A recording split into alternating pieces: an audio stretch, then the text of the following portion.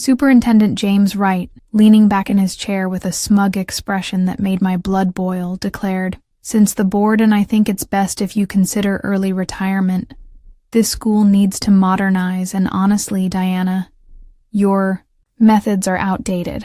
We need someone who can bring this district into the 21st century." I held onto my chair's armrests while maintaining a neutral expression, even though I was shocked and angry that a superintendent who had only been with the district for 6 months was pushing me out after 20 years as principal of Westlake High School in Portland, Oregon. I spoke steadily, and if I refused this suggestion, James would adjust his pricey tie, a habit I'd noticed whenever he was about to deliver what he believed to be a devastating blow. Then we'll need to put a performance improvement plan into action. The documentation process has already started, but I'm afraid your evaluation this year raises serious questions about your capacity to adopt new technology and contemporary teaching methods. My name is Diana Morales, and I've devoted my entire career to teaching at the age of 55. I began as an English teacher and worked my way up to department head, vice principal, and principal of Westlake High.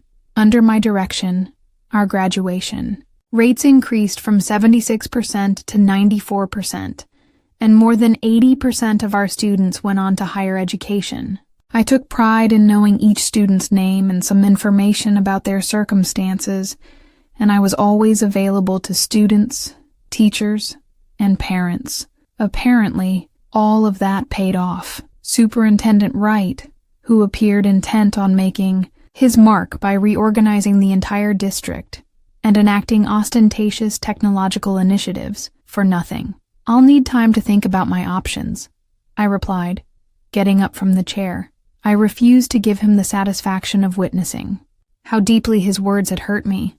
"Of course," he said with a patronizing smile. "Take the weekend, but I'll need your decision by—" As I was leaving his office on Monday morning, I noticed Nancy, his assistant, avoiding my gaze. She had been with the district even longer than I had, and I wondered if she was next on his chopping block. As I walked to my car, I felt a strange mix of emotions, including anger, disbelief, and an unexpected sense of potential freedom. For 20 years, I had prioritized Westlake, frequently at the expense of my other priorities. In my personal life, perhaps this forced retirement could be a chance rather than a conclusion. James Wright was unaware of this, but his contempt for my experience and achievements would come back to haunt him in ways that neither of us could have predicted. This wasn't the end of my story. Rather, it was the start of a new chapter. I spent the weekend being angry and depressed, and my husband, Miguel, listened to me patiently as I vented on Sunday evening, as we sat on our back porch watching the sunset paint the sky in brilliant oranges and pinks. Miguel, who had retired from his engineering job 2 years earlier, gently suggested that I consider doing the same. He said, "You've given that school your heart and soul, Diana," which calmly anchored me when I felt like I was drifting. "Perhaps it's time to consider what you want, rather than what Westlake needs." Miguel laughed and reached for my hand, but perhaps there are other ways to visit our daughter in Spain and spend more time with our grandchildren. I had always dismissed these suggestions because I believed the school still needed me. "I'm not ready to be put out to pasture," I replied, with a bitter tone that surprised even me. "I still have a lot to offer." The following morning, I arrived at Superintendent Wright's office 10 minutes early, wearing my most businesslike attire, a navy blue suit that I save for board meetings and parent conferences, because I wanted to handle the situation with dignity. "Have you made your decision?" James inquired without introducing himself, or even giving me. I stood straight and said, "Yes," accepting the early retirement payout. His expression briefly changed from surprise to satisfaction, indicating that he had anticipated more opposition. "Excellent Human Resources will get in touch with you regarding the paperwork. We'll declare your retirement at the end of the month." You can utilize the time until then to tie up loose ends. I would like to personally tell my staff, said, maintaining a steady tone. The district appreciates your years of service, Diana. The word sounded vacuous, a preemptive acknowledgement of 20 years of dedication. But I just nodded, turned, and left with my head held high. The following few weeks were filled with paperwork, tearful farewells, and tidying up my I left Westlake High School without fanfare on a Friday afternoon with a box of mementos and a career that had defined me for so long.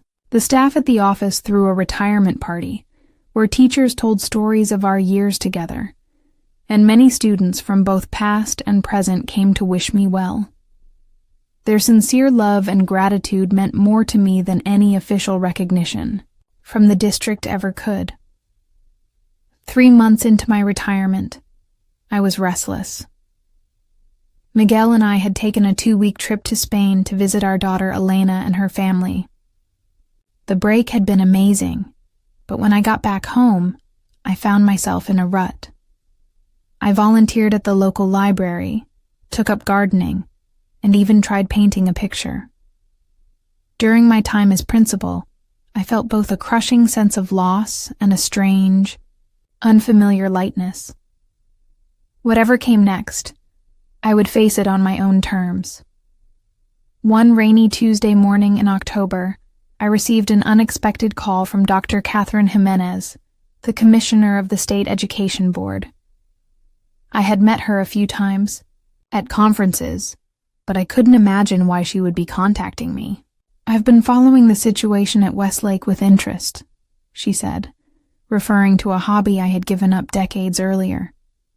But nothing could fill the void left by my career. I know Superintendent Wright urged you to retire early, and her tactful wording made me smile, Riley. I responded, I thought as much. Catherine sighed. James is known for aggressive modernization, but that's not why I'm calling. I'm in charge of a new state initiative centered on educational reform, and I need someone with your background to lead a crucial part. As she described the project, a thorough analysis of educational practices throughout the state, with the aim of creating guidelines that balanced cutting-edge strategies with tried-and-true teaching techniques, my heart raced. The job would entail visiting schools, speaking with administrators and teachers, and eventually assisting in the development of state-level educational policy. Why me? I asked out of genuine curiosity because you have a proven track record of success that speaks for itself. To which Catherine replied, and because I value experience and wisdom over flashy new approaches that haven't been tested by time. The irony wasn't lost on me. The very attributes that James Wright had written off as being out of date were exactly what Catherine was looking for. And I told her that I needed time to think about the offer. But in reality, I had already decided after speaking with Miguel that evening. I called Catherine again the following morning to accept the job, and on Monday, I began my new position as a senior educational consultant for the State Education Board. The pay was almost double what I had made as a principal, and the work was intellectually stimulating in ways I hadn't expected. I was using my experience to impact educational policy on a much larger scale than I could have at Westlake. In the meantime, I followed my old school through friends who were still teaching there. The new principal, Brandon Peters, was chosen by Wright because of his passion for technology and creative teaching techniques. But he was having trouble. Teachers were quitting at a startling rate. Discipline issues were increasing, and parents were starting to voice their displeasure. Diana, it's a disaster here, she whispered, seemingly afraid of being overheard. Everything you built is falling apart. The students are suffering, and no one seems to care as long as they can tout their new technology initiatives and press releases.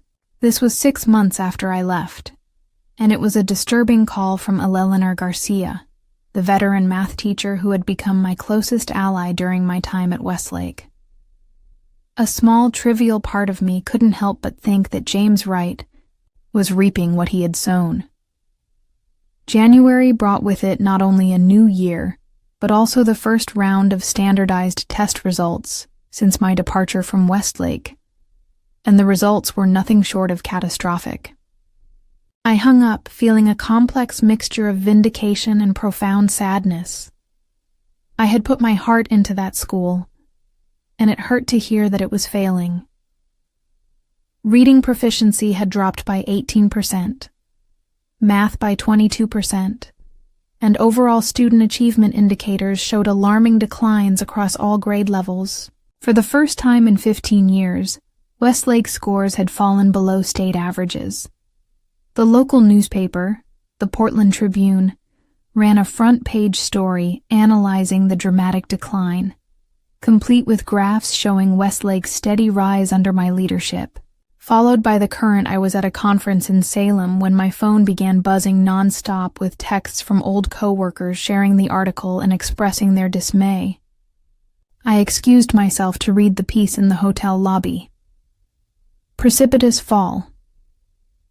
The article did not directly blame the new administration, but it did quote a number of parents and anonymous teachers who expressed concerns about the rapid changes implemented since my retirement. As I was getting ready for dinner with other consultants that evening, I received an unexpected call from the superintendent's office. James Wright's assistant asked if I would be available for a meeting the following week. I agreed, but curiosity overcame me 5 days later. I felt a complex mix of emotions, with part of me feeling validated, and a larger part of me being heartbroken for the students whose education was suffering. Though the dynamics had drastically changed, I found myself sitting across from James Wright once more. His normally immaculate desk was cluttered with papers and reports, and his smug confidence had been replaced by poorly concealed anxiety. "Thank you for coming, Diana," he said, his tone noticeably different from our previous encounter. "I wanted to discuss there were difficulties at Westlake." He nodded, reluctant to look me in the eye. "Among other things, we've had some unexpected difficulties implementing our new policies," I stated simply. "The board is concerned," he added. I paused, allowing the quiet to linger awkwardly between us. I nearly laughed when they finally asked me to think about getting outside help to handle the situation.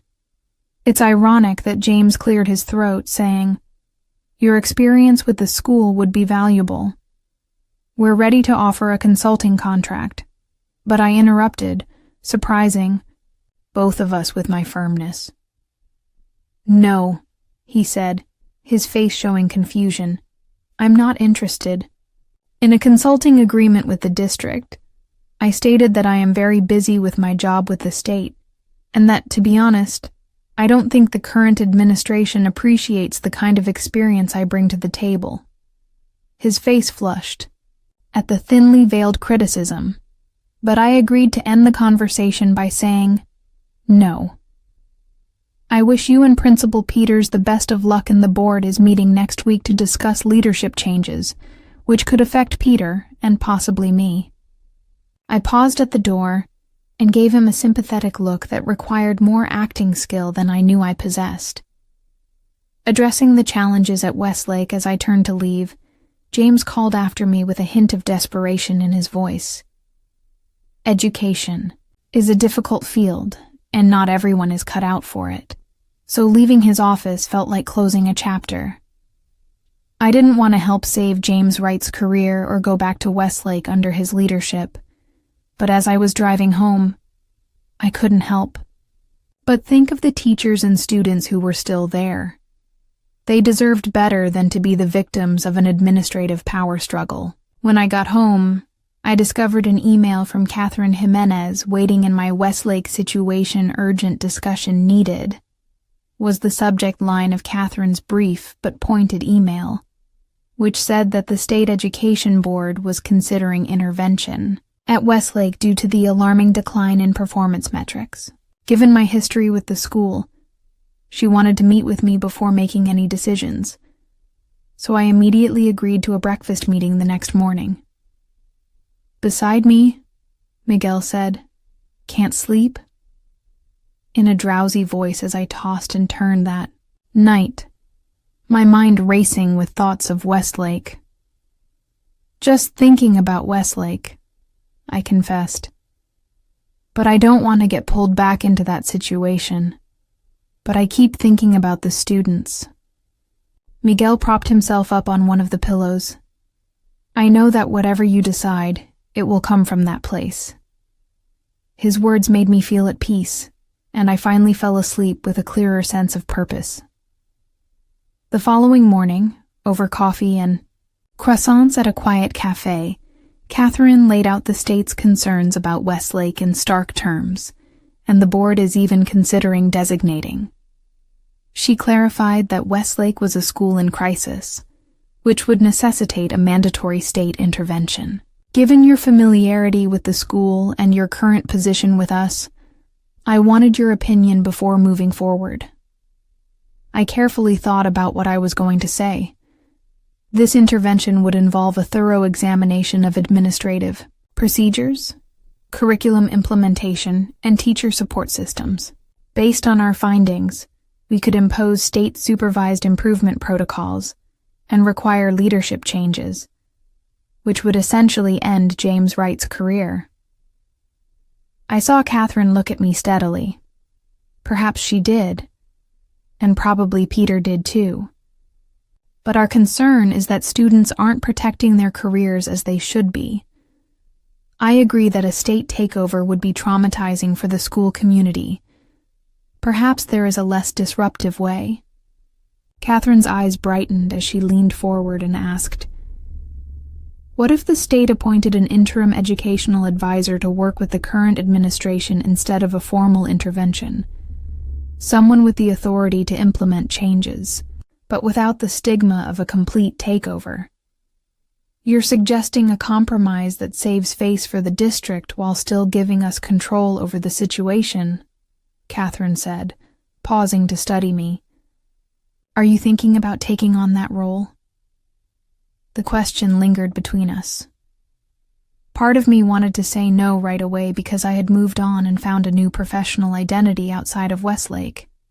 But another part of me realized that this might be the best opportunity to preserve what I had established there. I finally said that it would only be for 6 months at most, and I would need full control over decisions about education. "I can set that up, Catherine." The plan came together quickly after Catherine wrote a proposal for the state board positioning the educational recovery specialist role as a supportive measure rather than a punitive one. Within days, the board approved the position, and Catherine formally took notes. "You should know that Superintendent Wright will likely resist," she replied, taking out her tablet to do so. I allowed myself a small smile so that I could worry about James Wright. Offered it to me, and the compensation package was amazing, 5 times my previous principal salary, with the understanding that it was a temporary assignment with extraordinary responsibilities, and that I would keep my state consultant job and return to it full-time once Westlake was stabilized. Before accepting, I outlined my terms, which included full autonomy in decisions regarding education, and the power to rearrange staffing as Catherine agreed with everything, adding that the district board had been informed of the arrangement and had approved it despite some opposition from Superintendent Wright. As I signed the contract, I felt a strange sense of closure mixed with anticipation, because I wasn't going back to reclaim my old position, but rather was entering something completely new, with far more authority and resources than I've ever had, because Principal Wright will see this as a personal attack. Catherine cautioned that as we completed the paperwork, I might have acknowledged it, but that's his problem, not mine. Word of my appointment spread like wildfire throughout the district, and by the time the formal announcement was made, the majority of the Westlake staff had already heard about it. On Monday morning, I arrived at Westlake an hour before classes started, because I wanted to reacquaint myself with the building before the inevitable confrontation with James Wright and Brandon Peters. The school appeared the same from the outside, but on the inside, there were subtle differences. My phone was full of messages from former coworkers, some of which expressed relief, others concern, but mostly just, "Thank goodness you're coming back." Several traditional classroom spaces had been transformed into what appeared to be underutilized digital learning hubs, and motivational posters had been replaced with corporate-looking banners praising technological innovation. I was looking at one of these spaces when I heard quick footsteps approaching, and James Wright, his face flushed with rage, rounded the corner, hissed, "This is completely unacceptable." Despite his obvious anger, he said in a low voice, "You manipulated the state board into creating this position." "Good morning to you too, James," I calmly replied. And no, I didn't. The board approached me after reviewing Westlake's appalling test results and teacher turnover rates. This is a clear attempt at retaliation. He claimed you couldn't accept being replaced, so you're using your before he could reply, Brandon Peters. Looked nervous and unkempt at 34, which was young for a principal with connections to undermine me. This isn't about you or me. It's about the students whose education is suffering based on the data. Your modernization has resulted in the worst academic performance this school has seen in over a decade. James had described him as a visionary when he announced him as my replacement, Dr. Morales. His impressive resume included a doctorate in educational technology, but he had little real classroom experience. When I introduced him, he greeted me stiffly and said, "I didn't know you'd be here so early. I wanted to get reacquainted with the building. Please call me Diana. We'll be working closely together for the next several months." James, who stepped in quickly, actually said, "Dr. Morales, I've scheduled a district-wide administrative meeting this morning that Principal Peters needs to attend, so your orientation will have to wait." I smiled pleasantly, saying, "I don't need an orientation, James. I ran this school for 20 years, and I'm afraid Dr. Peters will have to miss your meeting. We have a more urgent appointment with the department heads in 15 minutes to discuss immediate." James's expression darkened. "But you can't just stop me from presenting the document Catherine had prepared as stated in my appointment letter, which was authorized by both your district board and the state board. I have the power to put educational recovery activities ahead of regular administrative tasks, and while you are welcome to attend our meeting, Dr. Peters' presence is not negotiable." Evidently uneasy about being involved in the power struggle, he finally straightened his shoulders and said, "I'll stay for the department meeting. The district meeting can go forward without me." James glared at me, and then he turned and stalked away, leaving an awkward silence in his wake. "This discussion isn't over," I said dryly, and Brandon laughed nervously, warning me that you'd be. He looked at me for a moment before nodding. "I'm not here to be your adversary, Brandon," I said sincerely, "because these students deserve better than what they're getting right now. If you're willing to work with me instead of against me, we might actually be able to turn things around. To be honest, this has been the most difficult year of my career, and it's probably going to get more difficult."